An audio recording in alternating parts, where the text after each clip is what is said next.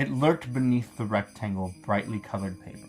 A tail swished back and forth, causing a faint crinkling sound. Though I couldn't see them, I knew there had to be 2 wide yellow eyes peering out at me from beneath the nearest edge. The hairs on the back of my neck rose as the entire paper vibrated. Don't you even think about it, I said, hiding the ribbon behind my back. It was to be the finishing touch on my gift for Dad, though part of me knew it was already a loss. I knew I should have locked you up. Misfit's tail swished once more, and then went still. I held my breath, nervous anticipation causing my stomach to flip uneasily. And then he attacked. I screamed as the orange ball of fur tore from beneath the wrapping paper, eyes intent on the edge of ribbon he could just barely see from around me. Self-preservation caused me to reflexively toss the ribbon across the room, knowing if I didn't, I might lose a hand or two. Misfit veered off course, eyes completely black, and snagged it from the air. He rolled once with it, slammed into the couch, and then tore out of the living room, toward the bedroom, ears pinned back, ribbon clamped firmly between his teeth. I had to retrieve it from him before he swallowed it, but for now he could have it. I rose and took a trembling breath before breaking into a smile. As any cat owner knows, there's nothing more terrifying than a kitty in full-on psycho play mode, as well as nothing cuter. My admittedly soft flesh was no match for his needle-like claws and pointy teeth, which had accounted for the fear. If I hadn't been so focused on wrapping, I might have spent a few minutes playing with him. Perhaps I would once I finished. My phone rang as I was about to start cleaning up, causing me to jump. I snatched the phone off the floor, where it sat beside a pair of gifts I'd wrapped for Misfit before he realized what I was doing.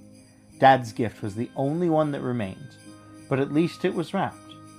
I planned on doing the rest of my shopping later, before my flight back home to Pine Hills from California. A quick glance at the screen told me it was my dad, James Hancock, calling. I grinned and answered with a chirpy, Hello? "Hey, Buttercup." There was a hesitation to his voice, which I ignored as I picked up the extra wrapping paper bits I'd cut away. I'm just finishing up with my gift wrapping, and then I'll be all packed. Misfit is making it harder than it should be. I can't wait to see you. There was a long pause as he cleared his throat. So, about that. This time he coughed. I was thinking that maybe you could spend this Christmas with Will in Pine Hills. I blinked, confused. But we always do Christmas at your house. I know, but, well... He sucked in a deep breath and let out, "Something has come up." Is everything okay? You're not sick, are you? I felt faint. If Dad was sick, I needed to get out there. I can fly out tonight. I said, determined. I'm sure I can change my flight. No, it's nothing like that. Dad chuckled, though it didn't set my mind at ease. He was all alone in California, Mom having died years ago, and since I moved away, he had no remaining family to spend the holidays with. It's just... I waited, but he didn't continue. My mind conjured all sorts of horrible images, better suited to Halloween than Christmas. Could he be calling me from a hospital bed? Or did his house burn down thanks to a freak electrical accident when he'd plugged in the tree? There might be nothing left to go home to. I couldn't take his silence any longer. What's going on? I asked, voice pitched a few octaves higher than normal in my worry. Dad sighed. Remember when I told you I was thinking of dating again? I frowned. That wasn't what I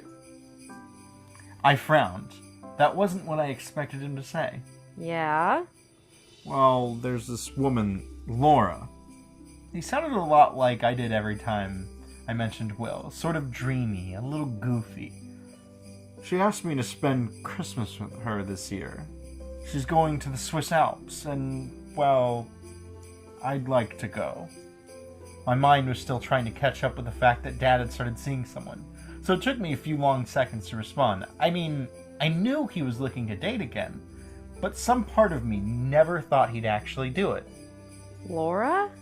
Was all I could think to say. She's great.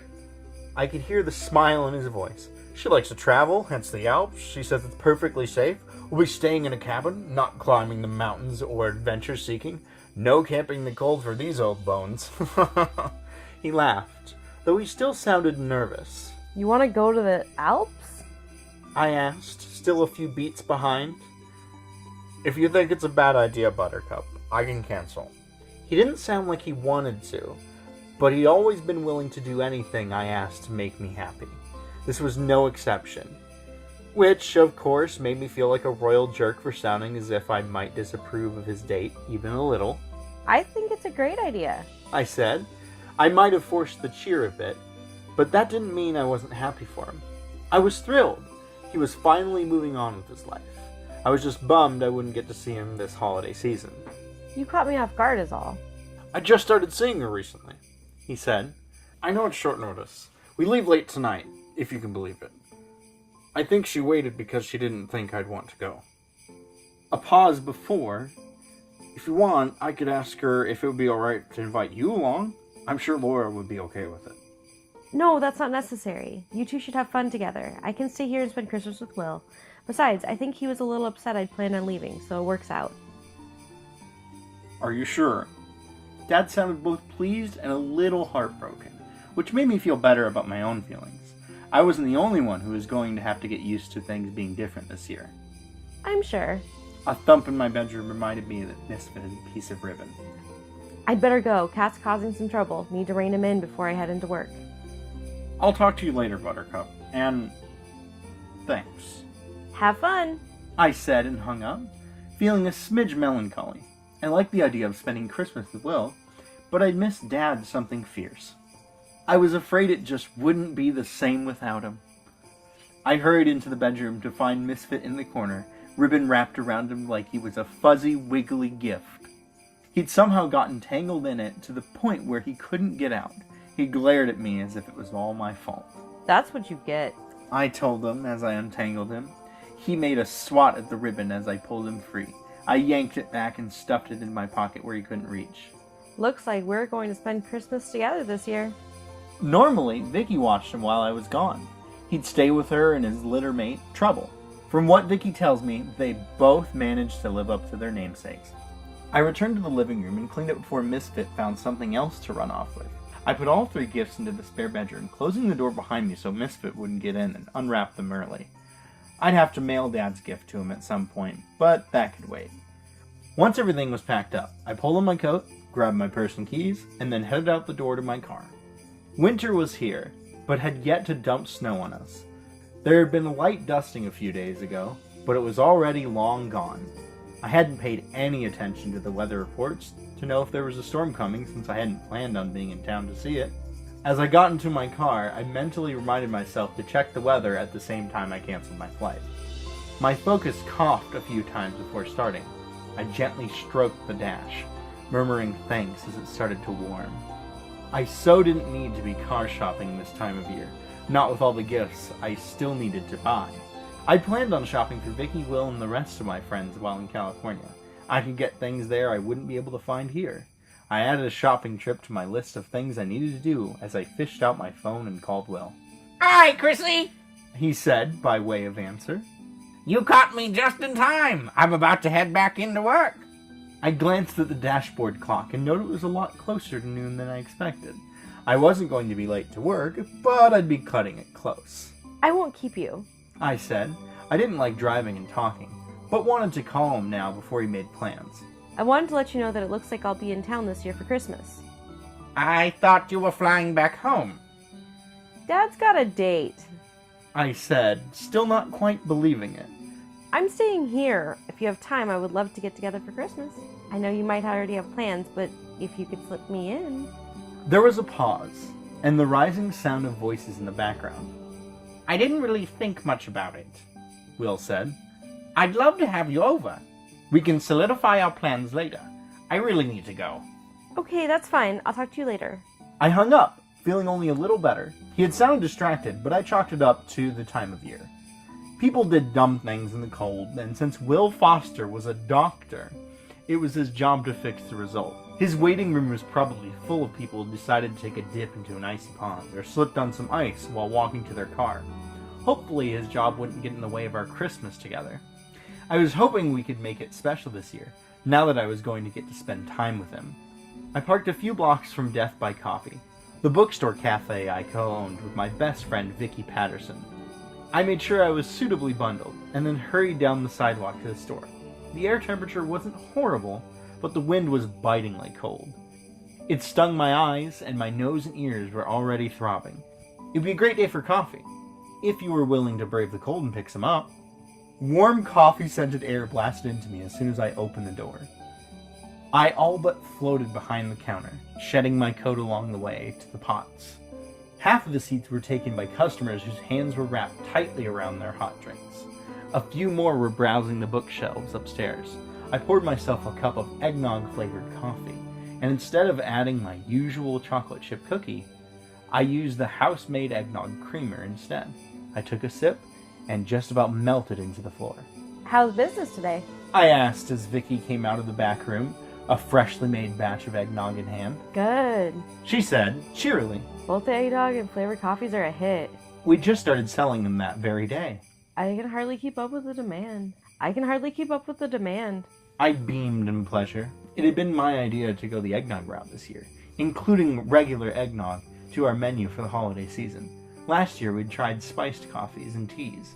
While they sold okay, they weren't as popular as we'd hoped they'd be. How does it feel to be on your last day of work for the year? She asked, leaning against the counter.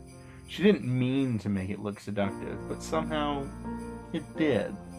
Vicky was just one of those people who brightened up any room, no matter the circumstances. About that. I said, glancing up to the stairs where Jeff Braun, one of our employees, was ringing up a book sale. I'm not going. Did something happen? No, well, kind of. I shrugged.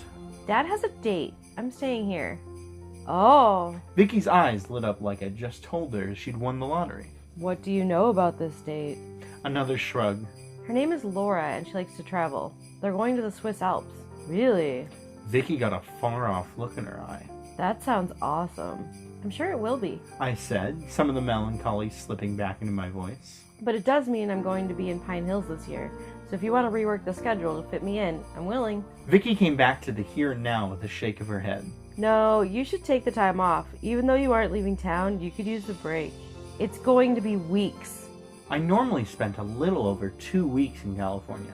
It was like a mini vacation, one I desperately needed at the end of a long year. I'll just be sitting around in my house, so it would be no big deal. I said, though I was hoping I'd be doing a lot more than that. It all depended on Will's work schedule, and how much time he'd be able to wiggle me in for. Owning his own practice took a lot of him, more than I was sometimes comfortable with. I sighed and wondered how best to spend our newfound time together.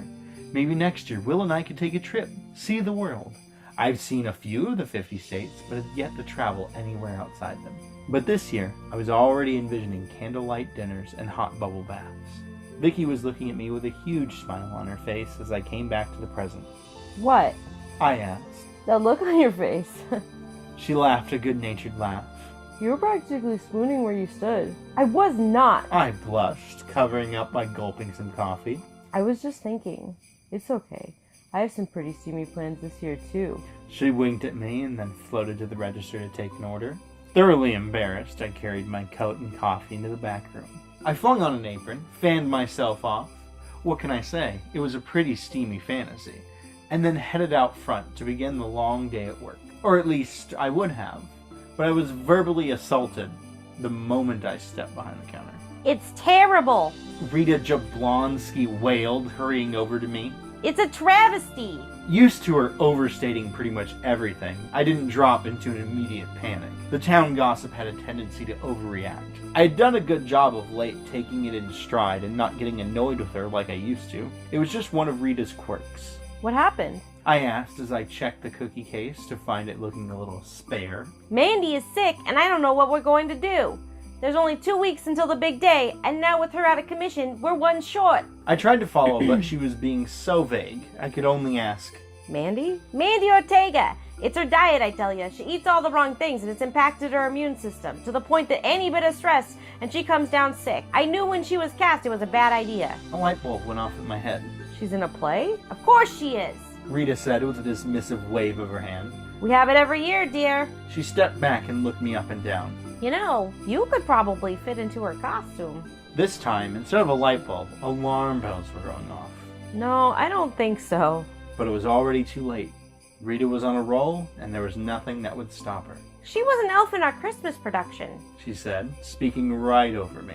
Not a big role, mind you. You wouldn't have to learn many lines at all. And every time you do speak, it will be a group effort. So if you flub it, it won't be that big of a deal.